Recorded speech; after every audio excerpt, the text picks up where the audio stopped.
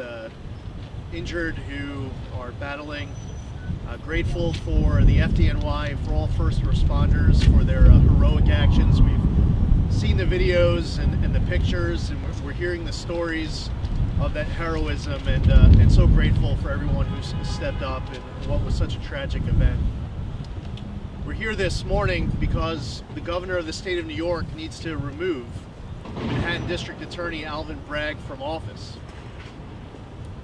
Over the last 2 years, New Yorkers have seen the consequences of cashless bail and other policies that undermine our rule of law. As of December, shootings, murders, and auto grand larceny nearly doubled, while murder is up 50% in New York City compared to 2019. Now, Alvin Bragg is not only doubling down on the failed policies of cashless bail and other far-left policies that have put criminals back on the streets time and again. We've heard the stories. But he's going even further. During his first week in office, he put out a controversial new memo where Bragg announced he will no longer be seeking prison sentences for a slew of crimes and would downgrade a whole other slew of charges across the board. Armed robberies, Alvin Bragg is downgrading to petty larceny. Residential burglary, commercial burglary, downgraded. There's a whole list of crimes Alvin Bragg has decided not to prosecute altogether, including fare evasion, trespassing, traffic laws, resisting arrest, and much more. People aren't going to be paying fares if they know they aren't going to be prosecuted for that violation. They aren't going to be obeying traffic laws if the district attorney makes clear there will be no consequences for it. Many people will resist arrest and put our law enforcement in harm's way if they know that they're going to get away with it with Alvin Bragg's get out of jail free card. Yesterday was Law Enforcement Appreciation Day. Every day we should be showing our gratitude for our selfless, dedicated men and women in blue. Policies and resources need to back that up. It might be news to him, but DA doesn't stand for defense attorney. It stands for district attorney. If Alvin Bragg wants to keep people out of prison, he should go be a defense attorney. You have to make sure that the streets of New York City, the streets of this borough of Manhattan, belong to law-abiding citizens. They don't belong to criminals. If he wanted to run for a position that would allow him to change laws, he could run for a position and go be a state senator or a state assemblyman up in Albany. If he wanted to ignore the law, he shouldn't have run for a position responsible for enforcing the law. As governor, I would remove Alvin Bragg from office. Why? Because he refuses to enforce the law.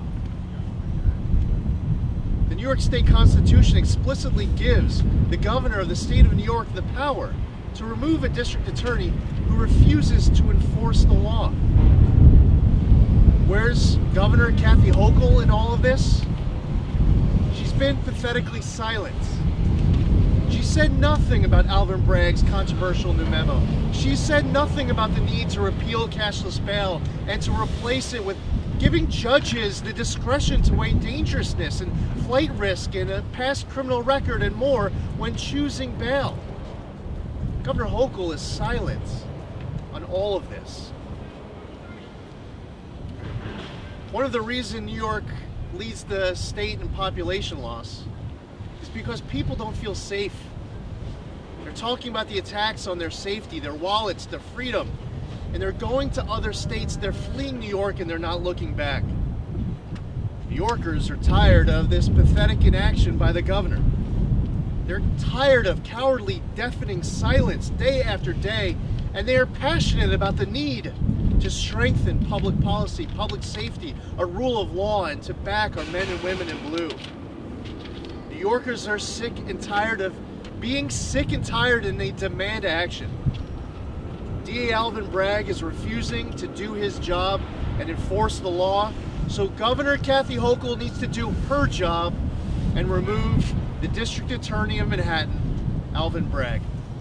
Without any further ado, it's my honor to call up the leader of the Republican Conference of the New York City Council, Joe Borelli. Thank you, Congressman Zeldin. I think there's one thing that's abundantly clear, that if we had Lee Zeldin as our governor and not Kathy Hochul, not one-party rule in Albany, this state, this city, this borough would be a heck of a lot safer, that we can say, without any qualifiers and without any reservations. Let me just talk about this. 222,000 Manhattanites voted for Alvin Bragg. That is a paltry 1/4 of registered voters. That's a paltry 13% of all the people who live here in Manhattan. Those few people made a collective decision, because this man, Alvin Bragg, did not hide the fact that he was going to do this. But this small group of Manhattanites made a decision to make this borough less safe. And that's unfortunate for them, and that's also unfortunate for the 1.5 million people who come from other boroughs, other parts of our state, our neighbors in New Jersey, our neighbors in Connecticut, 500,000 tourists and visitors every day that come from all over the world. The same people our mayor is trying to get back into the city. Those paltry few Manhattanites decided to make this borough less safe for all of us. This man ran a campaign to put fewer people behind bars. This man ran a campaign to put fewer people who deserve to be behind bars in jail. The only person he promised to prosecute was Donald Trump, as though New Yorkers are afraid that Ivanka's hiding in a dark alley, or that people are going to have a real estate deal gone bad and get pushed on the subway tracks. Thankfully, my district attorney in Staten Island reminded Mr. Bragg, in Staten Island, at least in one borough, we're going to live in reality. We've always had progressive district attorneys in New York. That's not new. But we've had progressive district attorneys who weighed the facts of the case against the individual and their circumstances. That's totally different from what District Attorney Bragg is doing. He is ordering his ADAs to make a blanket, top-down diktat. Do not charge people with serious crimes, despite the fact we have a fact pattern that warrants it. You don't believe me? Go look at both tabloids. Go look at the New York Times, the Wall Street Journal. They've all covered what happened in a TJ Maxx in Midtown this week, where an ADA, under the policy of Alvin Bragg, changed the material facts of the case and wanted one of our police officers to sign a lie. Why? Only because he wanted to appease his boss's new pro-criminal, anti-cop, anti-public safety policy. That's the unprecedented side. Looking at that same perp as an individual with his previous record, that might be fine. We've always had DAs who have done that. But Mr. Bragg has taken the unprecedented step of deciding for us who people are, deciding for us whether they deserve to be in jail, and deciding for us what actually happened in the prosecution and during the actual perpetration of a case. Thank you. Thank you, Councilman Borelli, and at this time I'd like to congratulate and welcome up new New York City Councilwoman, Ina Vernikoff. Thank you, Congressman.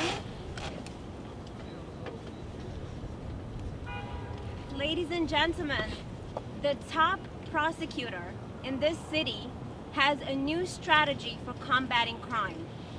That strategy is not to prosecute it. District Attorney Alvin Bragg is outright refusing to do his job, which is to enforce the law and prosecute criminals. His new policy is sending a clear message to all New York City residents. He believes that you're all safer if convicted criminals caught with deadly weapons will have their felony charges downgraded to a misdemeanor. To the store owners who are still economically suffering from an ongoing pandemic, this district attorney believes there will be less robberies if robberies who use guns to rob your stores will be prosecuted only for petty larceny. To our police officers, this district attorney believes that you can more effectively do your job if there are no major consequences for criminals for resisting arrest. He's sending a clear message to the criminals. Unless you have committed murder or sexual assault, you have free rein in this city. District Attorney Alvin Bragg is sending a clear message to all of us taxpayers and law-abiding New Yorkers. I am here to protect the criminals. This district attorney is placing in jeopardy both the safety of the public, the safety of our police officers, and justice for the victims. DA Bragg needs to either change this policy immediately or be removed from his post. Thank you. I also want to share a heartfelt congratulations. Thrilled to also be able to call her now, New York City Councilwoman, my friend Joanne Areola. Thank you. I stand here proudly and echo the sentiments of my colleagues, and especially Joe Borelli when he said, we will not see change until we see a two-party system on the state level. We need Lee Zeldin to be our governor. Why? Because he's not afraid to take the bold step and ask for the DA Bragg to step down. We need that voice. Each of us who are newly elected here ran on a policy of public safety and quality of life. If not prosecuting armed robbers is going to bring back our quality of life or our public safety, then we're all wrong. We're not wrong. Armed robbery is a violent criminal act, and it should be prosecuted. We have an administration who promotes public safety. We have our NYPD commissioner, Commissioner Sewell, saying that this would put our officers in jeopardy, our residents in jeopardy. All people who are law enforcement bound and educated and have knowledge and experience are against these policies. Therefore, I, like my colleagues, want to say to Governor Hochul, please call for the removal of DA Bragg, because he is not good for this city, he is not good for our public safety, and he is not good for our police force, who we are finally seeing that we need to stand behind and really have their backs out there. And he's not promoting our safety as residents of this city, and especially the borough of Manhattan. Thank you. Thank you. Amen. And the district attorney is refusing to enforce the law. He's refusing to do his job. We were also joined today by a candidate for a New York State Attorney General. I want to thank Michael Henry for attending, and he's someone who has been focusing on these issues throughout his campaign, and no surprise he would be here joining us in support of this call. At this time, I'd be happy to answer any questions from members of the media. Marshall. So, just minutes ago, the DA was on Brian Lower's show, and he was trying to walk back some of his comments. He was trying to say that, of course, if a police officer is assaulted, they'll prosecute the case. Of course, if a gun is used in the commission of a crime, he'll prosecute the case. But he didn't mention that whole raft of charges that you brought up, including fare evasion and trespassing and things like that. But do you think that he's trying to walk back some of his comments to make it look like he's going to be law-abiding, or do you think it's a double standard here? Well, I mean, the fact is that the district attorney made a huge mistake in advancing this controversial memo. And what he can do if he is waking up on a Monday morning realizing what a big mistake he made, he can revoke his memo. You have NYPD answering the call for an armed robbery. They kiss their son and daughter goodbye. They go out for a risk that day. They don't know what kind of danger they might face. So they want to go after a suspect from an armed robbery. They can put together the evidence, a strong case, do all the paperwork, and at the end of it, because of this district attorney's policy to treat that case as a petty larceny, with all of that risk and all of that hard work, the NYPD officer knows that the system, the law, The guy in charge of enforcing the law doesn't have their back. You're putting handcuffs with this district attorney's memo on law enforcement and on judges instead of on criminals. If I could just follow up one thing though, it seems to me that the memo that he put out, he argued that this was for an internal document to give, I guess, instruction to the people who work for him, the prosecutors. So do you think that sending that memo sends a chilling effect on their ability to do what they think is right because they think they're going to cross their boss? Oh, 100%, Marcia. This is a memo that absolutely has a chilling effect on the entire criminal justice system here in Manhattan. And it's sending a strong message to criminals. You know, there's a new policy that says that if a 6-year-old wants to eat at a restaurant here in New York City, they have to show their papers that they were vaccinated. So if you are that restaurant owner and you're responsible for enforcing that policy or enforcing this statewide mask mandate, the state's saying that there's going to be a $1,000 fine. Now you, that 17-year-old who is the maitre d', the hostess, having to ask for vaccination papers, having to ask for that mask to be put on, believe that you have to then call NYPD, which has happened. And NYPD will show up in mass to enforce what they say is trespassing. You have to leave because you're trespassing. Well, think of the consequences of this entire process. When the Manhattan District Attorney says, we're not going to prosecute trespassing. You can actually walk through the streets of Manhattan. You can ignore the traffic laws on the books. You can go to the subway system and jump in, not pay your fares. You can resist arrest if law enforcement tries stopping you. The list goes on of everything that you can do now in Manhattan where this district attorney says they're not going to prosecute. And it's wrong. If the DA realizes as he wakes up this Monday morning that he made a big mistake, he needs to revoke the memo. Alvin Bragg has been in office for 10 days. Do you feel that he should be given an opportunity to get in office, clarify this, and see how it works out, or do you feel like, you cannot wait and Governor Hochul should act? So the DA has gone out of his way, right out of the gate, in making it crystal clear he's not going to enforce the law. Now, if the district attorney wants to put out a statement, listen, he can look outside the window. His office is here. We're standing outside of his office, right now. We're surrounded by, the home of where, NYPD and City Hall and courts, the district attorney. This afternoon, he could put out a statement and say, made a mistake, the memo's revoked, he's going to enforce the law.